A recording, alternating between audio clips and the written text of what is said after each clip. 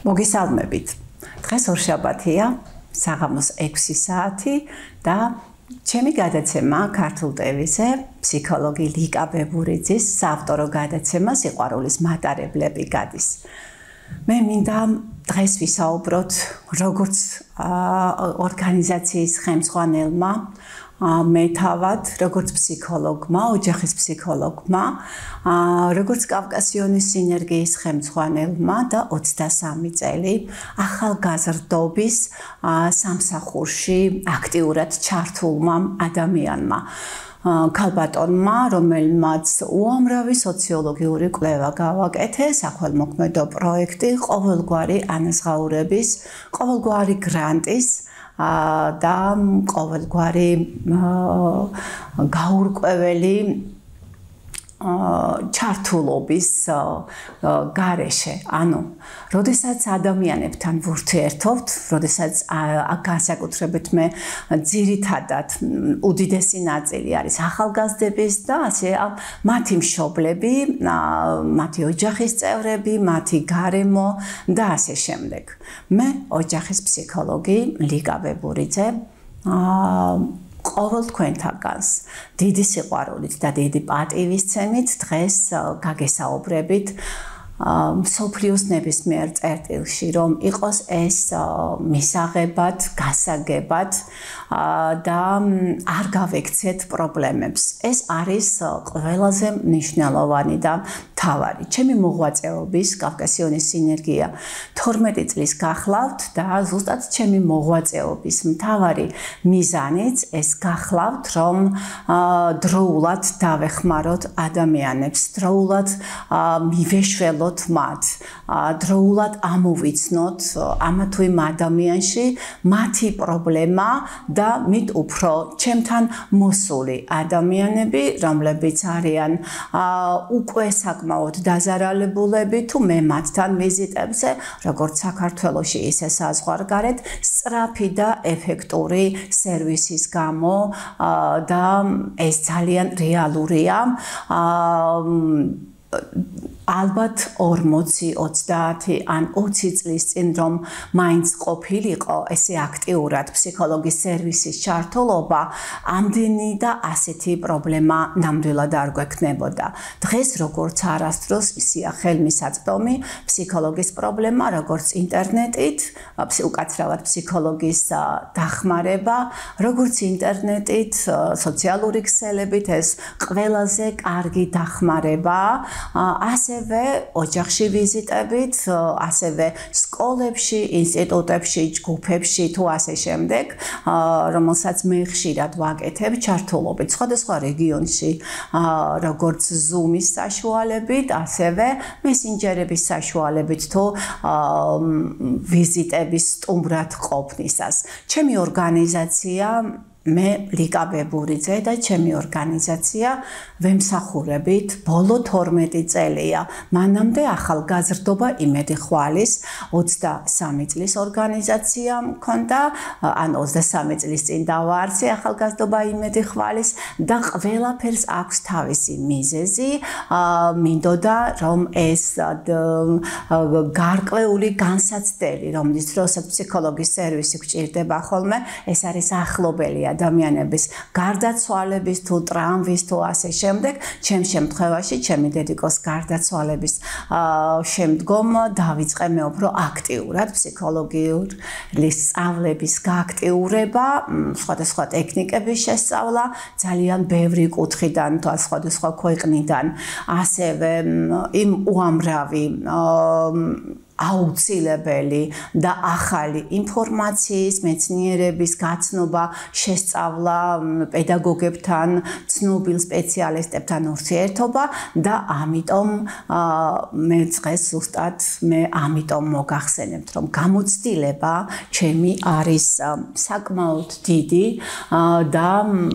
ამჯერად ნამდვილად შემიძლია თქვა ვინც მე მიცნობს მით უფრო რომ 14000-ზე მეტ ოჯახთან მაქვს ურთიერთობა. ესენი არიან სოციალურად დაუცველი ადამიანები, ესენი არიან წყალდიდობის დროს თუ სხვადასხვა ტრამვების დროს თუ სხვადასხვა სექსუალური, ფსიქოლოგიური თუ სხვადასხვა ძალადობის დროს, ასევე წარჩინებული ბავშვები სხვადასხვა რეგიონიდან, როგორც ვსტუმრობთ ჩვენ ძალიან დაზარალებული ქვეყანა ვართ, უამრავი ტრამვა გადატანილი აქვს ომის შედეგად, მთლიანად აიყარა ადამიანები, ასე რომ თქვათ, თავიანთი ფუძიდან, თავიანთი სახლებიდან, ომის გამო, სამაჩაბლოს, აფხაზეთის აი ამ დიდი ომების გამო და ძალიან ბევრ ადამიანს აქვს ყავს ახლობელი დაკარგული, ძალიან ბევრ ადამიანს აქვს ძალიან დიდი განსაცდელები გამოვლილი და ზუსტად იმ პერიოდიდან, ზუსტად აფხაზეთის ომის და სამაჩაბლოს ომის პერიოდიდან, ზუსტად ის ადამიანები, ვინც ჩამოდიოდნენ საბავშვო ბაღებში, სკოლებში შესახლებულები, თუ სხვადასხვა იმ საწარმოებში დაცლილ ადგილებში შესახლებულ ადამიანებთან, როგორც პიროვნულად, ინდივიდუალურად, ასევე ჯგუფურად, პირველი ნამდვილად ერთ-ერთი ადამიანი მე ვარ, რომელიც ჩემი და ჩემი ორგანიზაციით, მე პირადად, ჩემი სახსრებით, ჩემი სერვისით, კონკრეტულ სიტუაციაში ვიმუშავე ამ უსაყვარლეს ადამიანებთან. შემდგომ კი იყო ეს ადამიანები შესახლებულები უკვე სხვადასხვა საავადმყოფოებში, სხვადასხვა ქარხნების ყოფილ ქარხანასა თუ ფაბრიკებში, ყოფილ ადგილებში გადანაწილებულები და ძალიან აქტიურად ჩართულმა ზედმიწევნით კარგად ვაკვირდები, ვიკვლევ, ზედმიწევნით კარგად ვახერხებდი დახმარებას და ვცდილობდი და ვცდილობ ახლაც ჩართული ის ადამიანები, რომლებიც კინოები, თეატრები, თუ ნებისმიერი ის სერვისი, სადაც ართ-თერაპიებით საშუალება იყო პარლამენტის საჯარო ბიბლიოთეკაში, თუ ნებისმიერ ადგილზე, ექსკურსიებზე, თუ ასე შემდეგ, სხვადასხვა ჩართული ადამიანებთან ერთად და იმ სიყვარულით სავსე იმ ორგანიზაციებთან არა, უფრო ამ შემთხვევაში, როგორც შეეძლოთ იმ ფორმით ნაყინების ფესტივალები, შეჯიბრები, უამრავი მხეარული გემრიელობები და ის ადამიანები, ვინც დღესაც როგორც ახერხებენ ძალიან მცირედ, მაგრამ ესე ვახერხებთ ერთად ადამიანების დაპურებას, გახარებას, ცხოვრების გაფერადებას და ასე შემდეგ. მე მუშაობდი ასევე 9 თვე პირველ საავადმყოფოში დიალეზზე დამოკიდებულ ადამიანებთან, დამყავდა ისინი თეატრებში, ყველგან და მათი ოჯახის წევრები, ვჩუქნიდი საჩუქრებს და ვაგრძელებ ამ უამრავ ღონისძიებებს. რასთან დაკავშირებითაც ვამბობ, ახლა მე უფრო უკეთესად გეტყვით თქვენ, ეს არის ძალიან მოკლე ჩემი საქმიანობის ძალიან მოკლე ინფორმაცია. იმიტომ რომ უამრავი მასალაა ჩემი ორგანიზაციის მხიარული, ტკბილი, სასიამოვნო დღესასწაულები, სადაც მე თავად ვქირავდი ჩემი საკუთარი ფულით იმ ადგილზე არასოდეს არ დამინანია და არ დამიხევია არც ერთი ნაბიჯი თუ უკან ადგილი, სადაც მე თავად ვქირავდი იმ ოფისებში, მიუხედავად იმისა, რომ არ იყო სახელმწიფოსგან გამოყოფილი ეს დახმარება, ჩართულობა, საკმაოდ დიდი ხანია უკვე, 12 წელია, ბოლო 12 წელია კავკასიონის სინერგიისგან, რაც მაქვს ეს სერვისები და ამიტომ უამრავი ისტორია, უამრავი გულნატკენი ადამიანი, უამრავი გაბუტული ბავშვი, მოზარდი, მასწავლებელი, მშობელი თუ ასე შემდეგ. ჩემი პროექტების სახელებიდან თავადაც მიხვდებით, რასთან დაკავშირებითაც იყო ეს პროექტები, თუმცა შევხვდებოდა როგორც ტელევიზიებით, ასევე რადიო თუ ჟურნალებით თუ ასე შემდეგ. ეს გახლავთ დაჩაგრულები, ჭირდები, აი ასეთი სახელები ქონდა, საქართველო ანუსია, საქართველო ვანუსია, მოზარდის თვალით დანახული დეპრესია, მოზარდი მშობელი, პედაგოგი და საზოგადოება, ჭირდების გარდა იყო რა თქმა უნდა უამრავი დიდი პროექტი, სადაც გარკვეულად იყო გამოკვეთილი მოზარდების ტკივილი, ადამიანების, ახალგაზრდების, მშობლების პრობლემები თუ ასე შემდეგ. უამრავი დაავადება, რომელიც დღესდღეობით ასე უფრო ძალიან არის გახშირებული, არის ზუსტად დაწყებული იმ სანამ ჩაისახება ჯერ კიდევ მოზარდი იქიდან გამომდინარე, იმიტომ რომ მზადების პროცესი, სიყვარულის პროცესი როგორი არის ეს სასიამოვნო და სასარგებლოსთან ერთად პასუხისგებლობა როგორ აქვს აღებული გაცრავად მშობლებს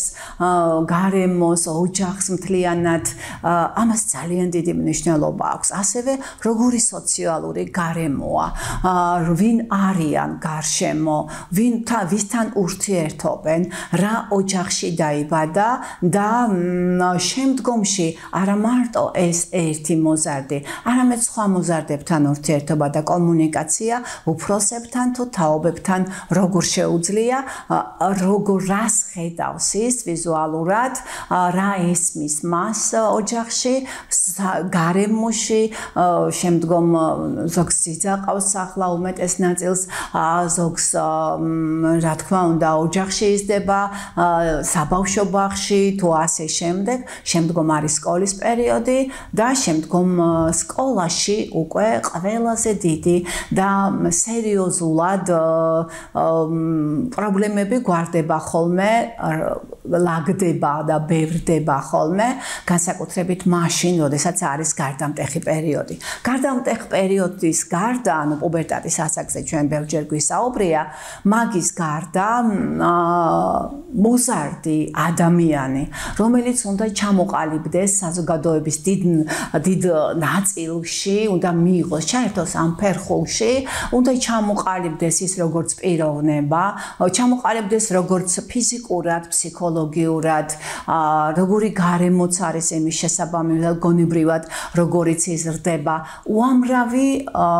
რამ ნიუანსი და სიფრთხილე ჭირდება იმისათვის, რომ ჯანმრთელად, გონიერად, სიყვარულით, ნდობით, პატივისცემით აღზრდილი მოზარდი ჩამოყალიბდეს როგორც პიროვნება, ჩამოყალიბდეს როგორც ადამიანი, რომელმაც უნდა აშენოს ჩვენი ქვეყანა. თუ არასწორად არის დასახული პრიორიტეტები, თუ არასწორად არის მიზნები, თუ არასწორად არის ოჯახში განლაგებული ფუნქციები, თუ განაწილებული ფუნქციები, თუ არ არის პატივისცემა, თუ არის ოჯახში ძალადობა, ტკივილი, თუნდაც ბაღში, საბავშვო ბაღში, ან ეზოში, როგორც სოფლებში, რეგიონებში, ასევე ქალაქებში, როდესაც არის ასეთი გარემო ბავშვი, როდესაც ხედავს, რომ არ აქვს მას უსაფრთხო გარემო, მაგალითად ერთი მშობელი აგრესიულია, ან ძიძა არის ძალიან ისეთი, რომელიც არ აქცევს იმ ბავშვს ყურადღებას, ვისაც აქვს პასუხისგებლობა აღებული ოჯახისგან, მშობლებისგან და აქედან გამომდინარე, ბავშვი ხშირად ტრამვირდება. ტრამვირდება არა ფსიქოლოგიურად, არამედ ამ შემთხვევაში არა მარტო ფსიქოლოგიურად, არამედ ტრამვირდება რა თქმა უნდა ფიზიკურადაც. ძალიან ბევრი ტრამვა თამაშის დროს არის მიღებული, ძალიან ბევრი ტრამვა არის სხვადასხვა კომუნიკაციების დროს, თუ გზავრობის დროს, უყურადღებობის დროს. ამიტომ ჩვენ თავად უნდა ვთხოვოთ ყველა თქვენთაგანს, რომ გაფრთხილებული არის შეიარაღებული და წაკითხვითაც, მოსმენითაც, ავტოტრენინგითაც, დღეს სოციალური ქსელების საშუალებით უამრავი რამე შეიძლება მოისმინოს ადამიანმა, უამრავი რამე შეიძლება ისწავლოს, მით უფრო, როდესაც მას ეს თავად აინტერესებს, თავად ჭირდება, მაგრამ საჭიროა თუ არა და გადაუდებლად საჭიროა თუ არა, როდესაც ბავშვი არ საუბრობს. ანუ ოჯახში ხდება ტრანვირებული და არადაბადებიდან არ საუბრობს, არამედ ბავშვი წყვეტს საუბარს. როდესაც მას ნებისმიერ შეკითხვაზე, ნებისმიერ თხოვნაზე, ნებისმიერ მის სურვილზე, ანუ არ კმაყოფილდება სურვილები, მისი მოთხოვნილებები არ კმაყოფილდება და გადადის არებში. შეურაცხყოფები, დაუმსახურებელი შეურაცხყოფები ხშირ შემთხვევაში, არასწორად მიმართული მიმართვა არასწორად, იმიტომ რომ ხშირ შემთხვევაში ეს არასწორად არაჯანსაღად მიმართვას აქვს ძალიან დიდი მნიშვნელობა აკუსტიკასაც კი, ვიბრაციასაც კი, რა თქმა უნდა, მენტალურად ძალიან მნიშვნელოვანია დამოკიდებულება ნებისმიერი ადამიანის, ვის როგორ ექცევა, ვინ რას საუბრობს სახლში, როგორ გარემოში იზრდება და ასე შემდეგ. მე რასთან დაკავშირებითაც საუბრობ ახლა, ეს არის დღევანდელი ავადობა, დღევანდელი პრობლემები, დღევანდელი ტკივილები, რომლებიც ძალიან დიდი და ბევრი სიმსივნის დაავადებებია, სიმსივნური დაავადებები, ძალიან ბევრი შფოთვი და აშლილობა, ძალიან ბევრი ღრმა დეპრესია. არ გეგონოთ ეს მარტო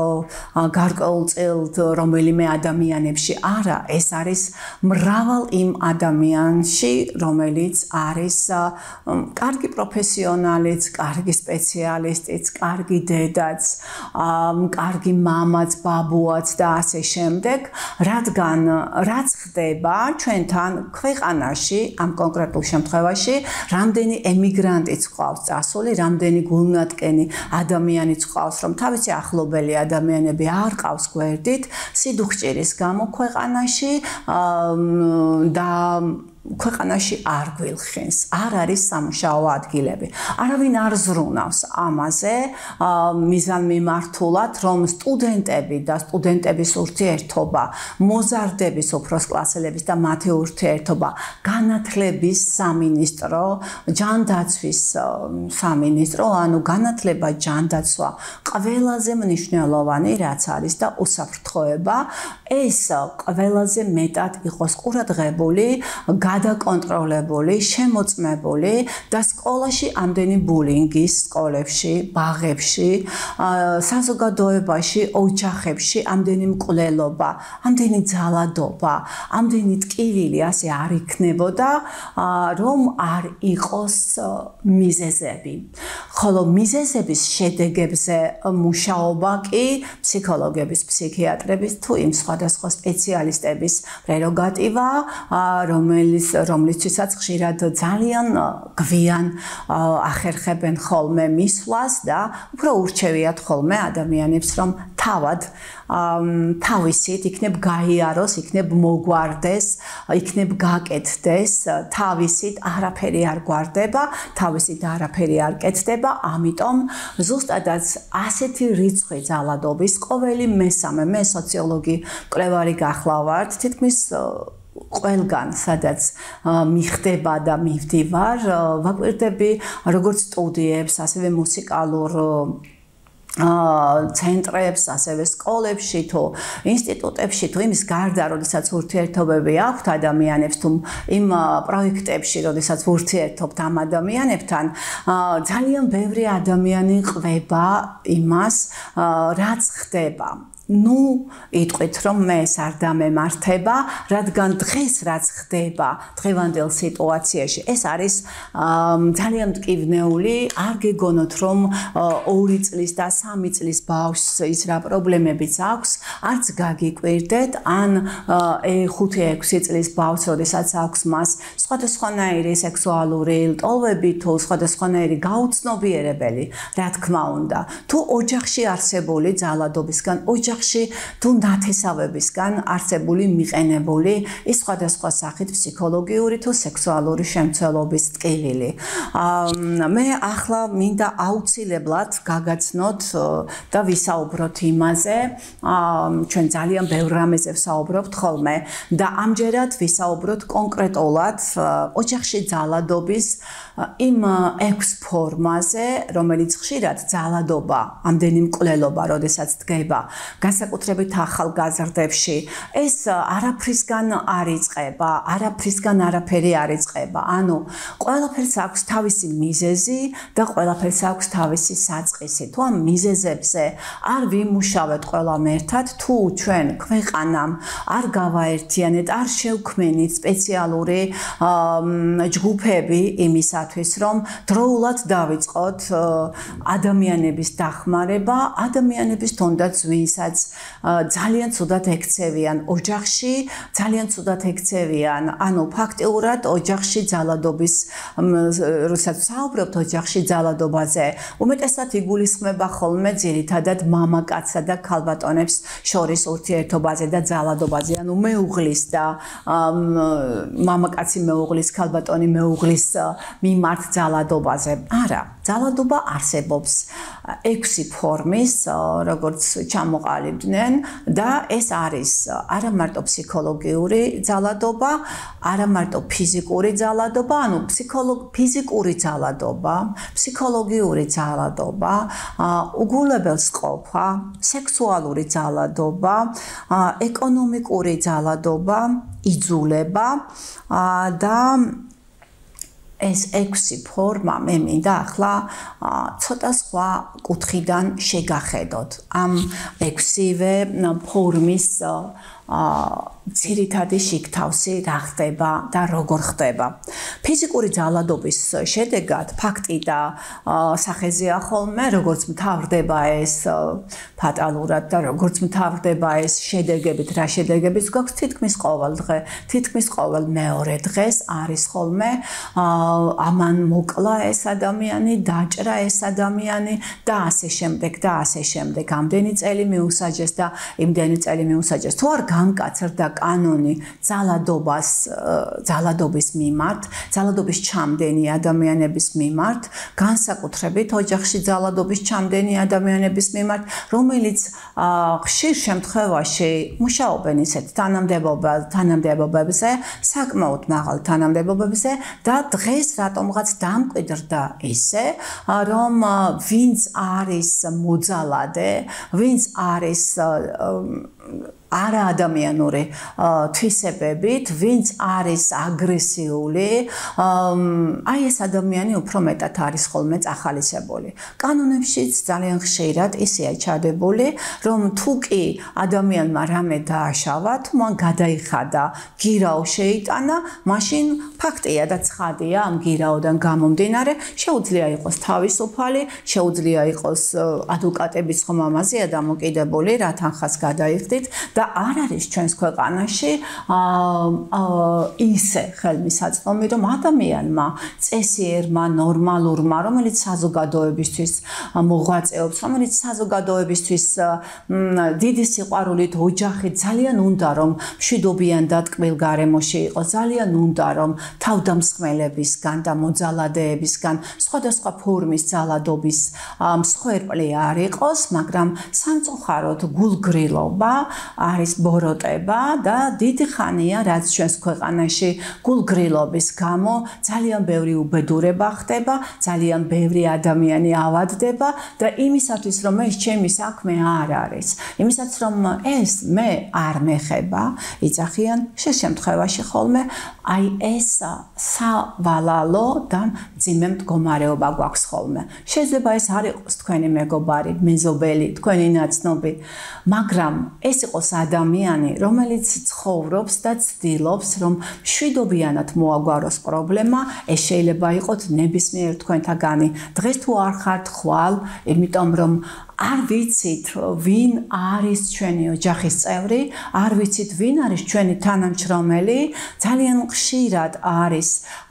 ძალადობა სამსახურებში,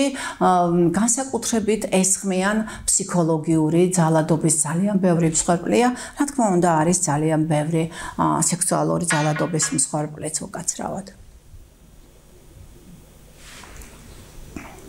ამ კონკრეტულ შემთხვევაში ფიზიკური ძალადობის შედეგად დაზარალებული ადამიანები არიან ხოლმე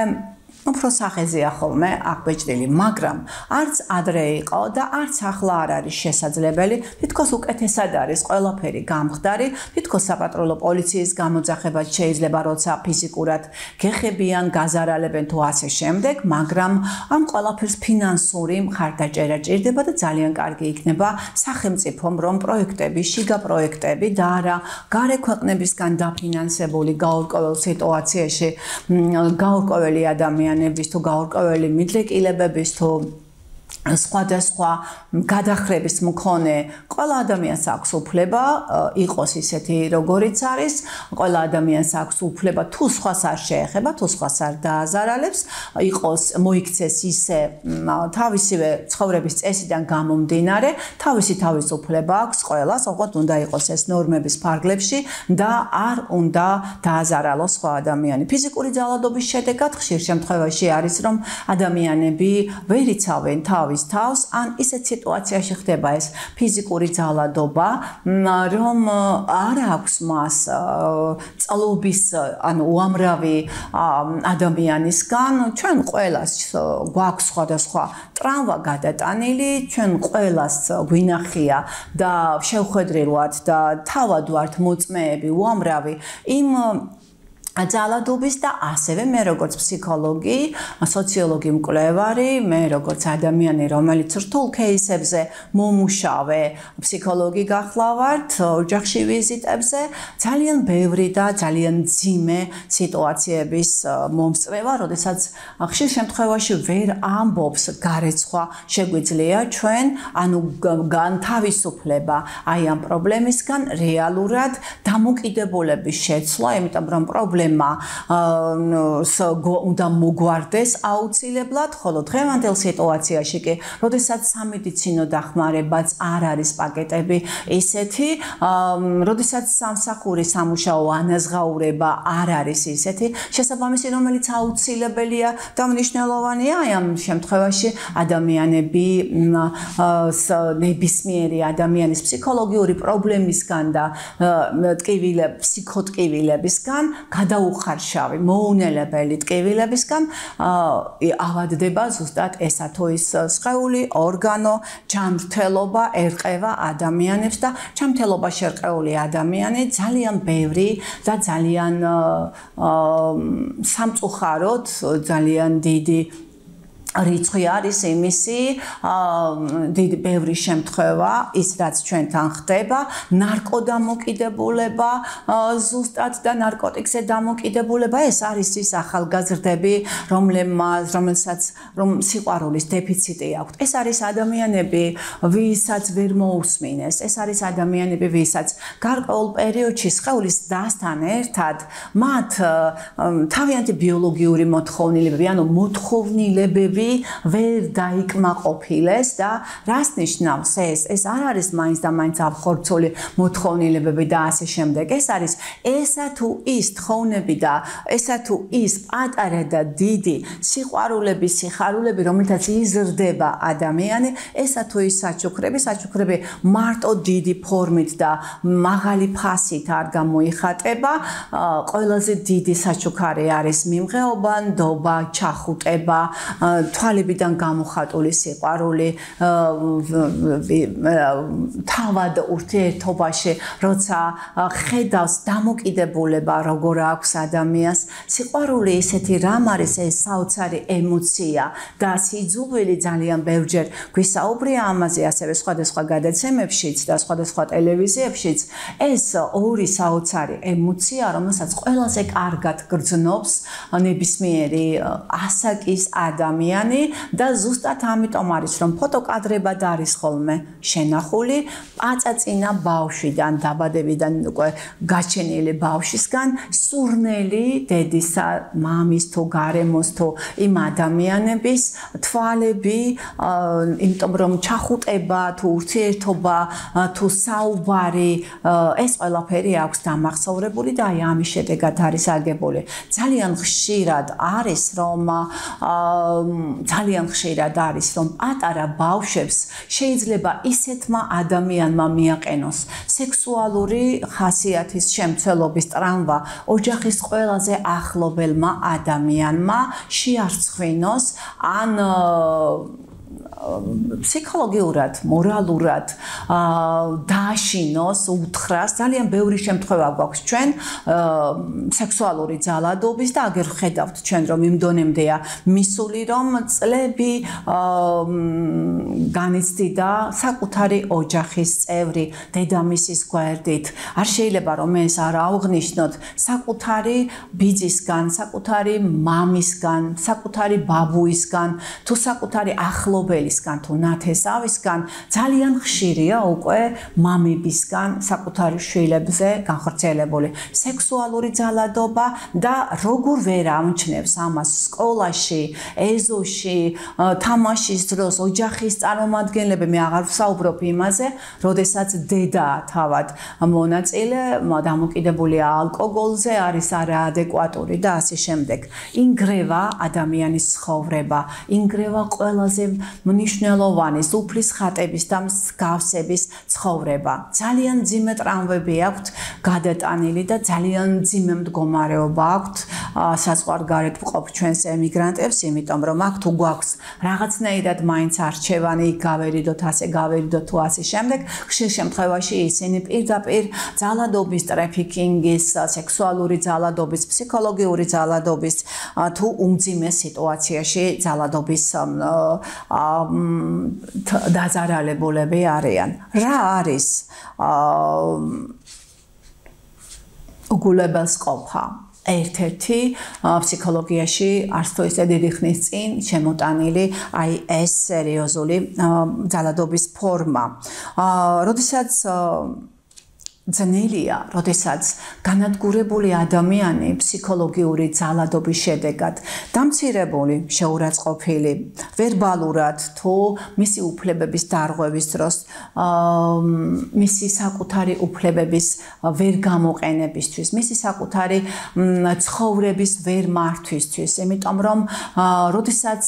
ერჩიან ადამიანს ერთი და მეტი ადამიანი, წარმოიდგინეთ ამას ჯგუფური ძალადობა ქვია და ხშირად ოჯახში ასე ხორციელდება და რისთვის ერჩიან ადამიანები ერთმანეთს სიხარბის გამო, რისთვის ერჩიან ადამიანები ქონების გამო, გარკვეულწილად საკუთარი თავის პირველობის გამო და ანგრევენ ვიღაცისგან აშენებულ, მოტანილ, მოყოლილ ოჯახს, ვიღაცისგან სიყვარულით, მამა-პაპისგან მოტანილ სიყვარულით, პატივისცემით, ნათესავებთან ურთიერთობით თუ ერთმანეთთან ურთიერთობით, ეს ხომ ურთიერთობები ხომ ყველაზე მნიშვნელოვანი და აუცილებელი რომელიც ოდითგანვე ქართულ კულტურაში იყო ძალიან მნიშვნელოვანი და ძალიან გასათვალისწინებელი. ეკონომიკური ძალადობა. ეს არის შრომის უფლების განხორციელების, თანასაკუთრების უფლებების შეზღუდვა. როდესაც საკუთარ სახლში, საკუთარი სახლის ეზოს, საკუთარი დენის, გაზის, ანუ ელექტროენერგიის გამოყენების სითბოს, უქონლობის გამო საკუთარი ადგილების იმ გამოუყენლობის გამო, ანუ ერთი ინდივიდები, ანუ ერთი სახის, ვიღაც ოჯახის სხვა წევრი არ აქვს მნიშვნელობა, არსებული წევრია ეს თუ შემოსული ოჯახში, როგორც რძალი, ესე სიძე, თუ აქ პირიქით დედამთილი, თუ მამამთილი, თუ ასე შემდეგ, გააჩნია ვის როგორი ურთიერთობა და დამოკიდებულება აქვს, ხო? თანასაკუთრების უფლების განკარგვა ყველას უნდა თანაბრად შეეძლოს, მაგრამ არსებობს კანონის დარღვევით განხორციელებული სხვადასხვა ის არა მარტო ფსიქოლოგიური ძალადობის, არა მარტო უგულებელს ყოფის, რომელიც ეს იგნორირება, უგულებელს ყოფა, ეს სამსახურებში ძალიან ხშირად ხდება დამცირება და დაკნინება ადამიანების და ეს საკმაოდ მტკივნეულია და ეს საკმაოდ რთულია. როდესაც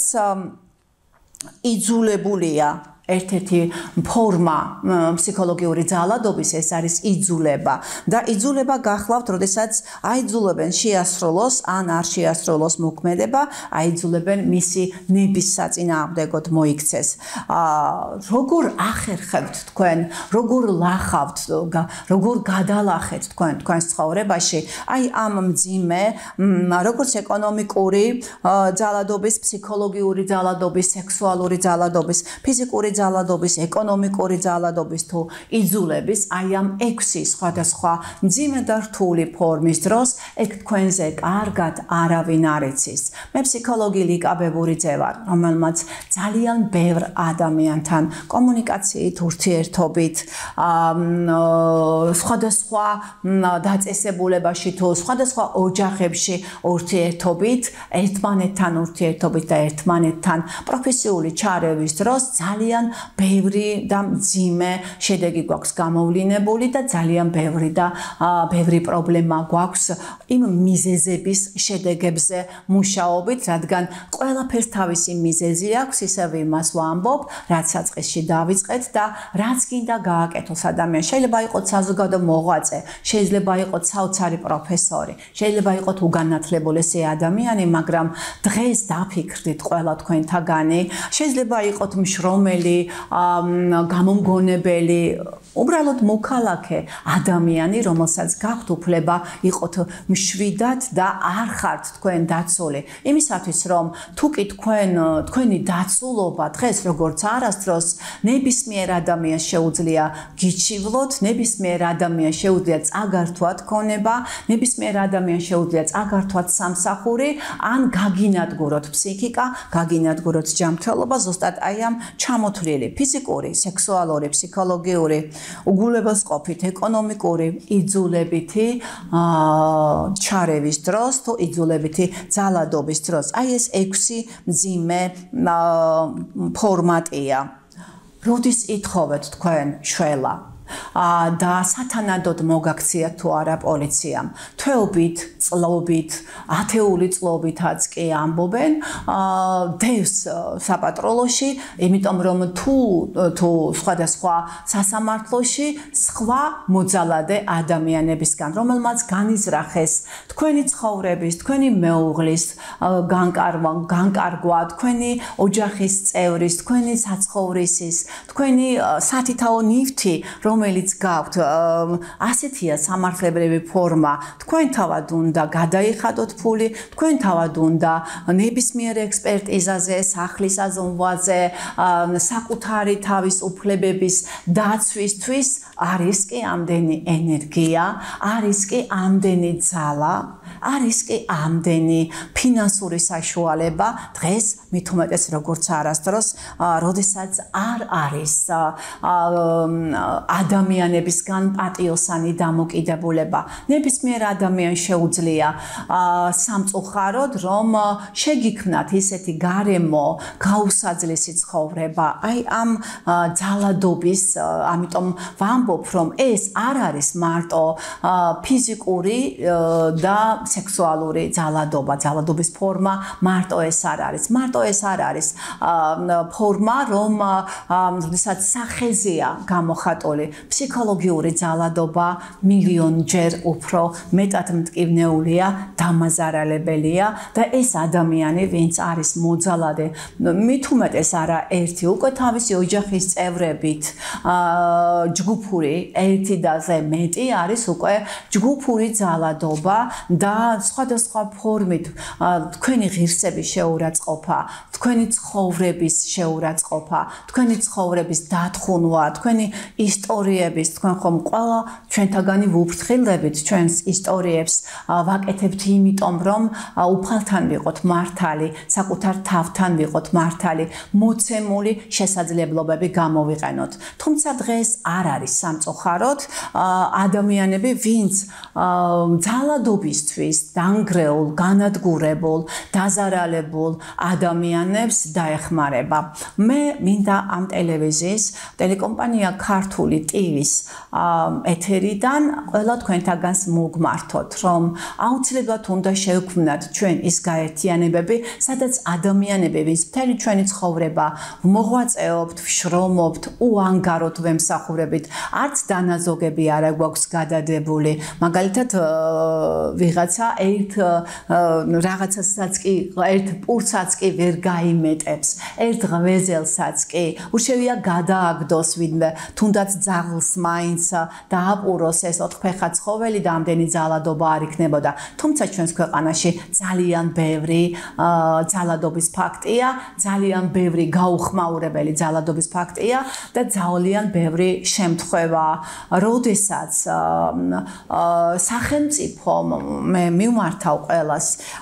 სახელმწიფოს, შინაგან საქმეთა სამინისტროს, ყველა იმას, ვისაც ეს ეხება, აუცილებლად უნდა გავითვალისწინოთ, რომ ბავშვობიდანვე არ გაიზარდოს მონსტრები, ბავშვობიდანვე ვიღაცისგან დაზარალებული ადამიანებისგან ვიღაცა ამბიციური, ნარცისი, ხარბი და ძალიან არაჯანსაღი ცხოვრების სტილის ადამიანებისგან არ დაზარალდეს ესა თუ ის ადამიანი, უნდა გაკონტროლდეს. სკოლებში დირექტორების გამოცდები კი არ უნდა გაადვილდეს პირიქით, იმიტომ რომ ძალიან ბევრი რამეა დირექტორზე დამოკიდებული და ვაი იმ ბავშვს და ვაი იმ მასწავლებელს და ვაი იმ მშობელს, რომელიც გაწერილი აუცილებელი დებულების მაგივრად ეს ადამიანები თავისზე ირგებენ. ძალიან ბევრი ადამიანია კორუმპირებული, ძალიან ბევრი ადამიანია მოძალადე, ძალიან ბევრი ადამიანია შერჩევითი თავისი გადასახედიდან, თავისი ცხოვრების წესიდან მიღებული პედაგოგებით და ძალიან ბევრი პედაგოგია მოძალადე იმ პატარა ბავშვზე, რომლის ფსიქიკაც, დანგრეული ფსიქიკაც უკვე ძალიან ძნელად ეწყობა. ამიტომ არის დღეს ფსიქიატრიულებიც სავსე, ამდენი ნარკოდამოკიდებული, ამიტომ ყავს, იმიტომ რომ სიყვარულის დეფიციტი სადაც არის, იქ რა თქმა უნდა ყოველთვის არის პრობლემა, როდესაც არ აქვთ ნდობა, არ აქვთ სიყვარული, არ აქვთ გატანა ადამიანებს ამ კონკრეტულ შემთხვევაში არის ზუსტად აი ამ 6-ვე ძალადობის წარმომადგენელი და მსხვერპლი აი ესენი. მე ფსიქოლოგი ლიკა ვებურიძე ვარ, ჩემი საკონტაქტო ტელეფონი გახლავთ 555-777-767, 597-17-33-27. დაგვირეკეთ ტელეფონზე, მოგწერეთ, დაგვიკავშირდეთ ეს ადამიანები და განსაკუთრებით იმ ადამიანებს მოგმართავთ თქვენ იურისტებს, ფსიქიატრებს, ფსიქოლოგებს გავერთიანდეთ, რომ ადამიანები ვინც არიან ოჯახში ძალადობის მსხვერპლი, ამისათვის ჩვენ უნდა შევქმნათ აუცილებლად გარემო, აუცილებლად უნდა შევქმნათ ისეთი ჯგუფი, რომელიც ნებისმიერ დროს სახელმწიფოსგან შეძლებს სახელმწიფო ზუსტად აი ასე იქნება გამოყოფილი სპეციალური პროგრამები და პროექტები, სადაც ამ ადამიანებს შეეძლებათ დახმარება და სახელმწიფო შეძლებს დახმარება განმარტებას აი ამ სპეციალისტებიდან გამომდინარე. გემშვიდობებით დღეს ჩვენ ოჯახში ძალადობაზე და ძალადობის 6 ფორმაზე ვსაუბრობდით, ხოლო მე კი და ჩემი ორგანიზაცია კავკასიონის სინერგია, რომელიც ძალიან აქტიურად არის ამ საქმის კურსში ჩართული და ბევრი წლებია რაც მუშაობთ, ყველას გთხოვთ რომ გაუფრთხილდეთ ფსიქიკას, ჯანმრთელობას და ადამიანები ერთმანეთს გულგრილობა, ბოროტება, ნუ დააფარავთ ძალადობას და ნუ დააფარებთ ხელს მოძალადე ადამიანებს, თორე ძალადობა მარტო ის არ არის, როდესაც მამაკაცი თავის მეუღლეს კლავს, ან ცემს, ან ფსიქოლოგიურ შეურაცხყოფას აყენებს. ოჯახში ძალადობაზე უნდა გამოვაცხადოთ ყველამ ბრძოლა, უნდა დავიწყოთ ყველამ ბრძოლა და უნდა გავერთიანდეთ ყველა. ნახვამდის.